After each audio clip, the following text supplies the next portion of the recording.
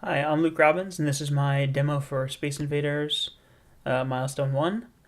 So to get started, I'm just going to fire this up so we can take a look at the actual game in motion. So here we've got our grid of aliens. It's 11 by 5, moving back and forth. We're going to hit the wall, move down, and go in the opposite direction. As you can see, they're moving in lockstep, and also the swapped texture is also matched up with the movement of the aliens themselves. And here we'll see them at the left wall, and they'll move down one more time and continue. And of course, we've got our black background in the correct screen size here. So I'm going to start out to just go over some of the features that were required for this milestone. We've got the screen size, the background color, the 3 different aliens, squid, crab, and octopus, and the grid moving horizontally. Edge, it moves down, changes direction, and then synchronized movement and animation. So just to go over the managers, texture, image, sprite, game, all those.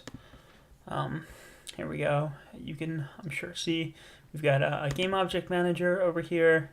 We've got an image manager, our overall abstract manager from which all the others derive, proxy sprite manager, regular sprite manager, sprite box manager, sprite batch manager, SB node manager, texture manager, and timer manager.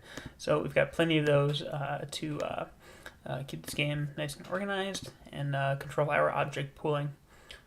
In terms of design patterns, the singleton is implemented for all of the managers. Alien Factory is in its own class over here to create different aliens that derive from game object class. Don't worry about the two.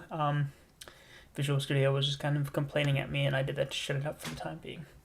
Proxies we've got right over here, and they contain their actual what you call a game sprite. And they perform all the operations that you would need to do on the actual sprite.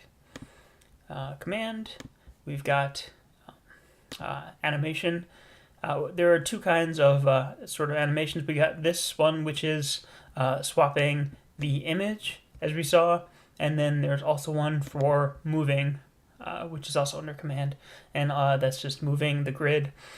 This design pattern was combined with composite. Pgrid is a composite that's going to be passed in. And as we can see in game.cs, at the top we've got our alien grid for now, and then when we call move later on, that's going to be all moved by that event.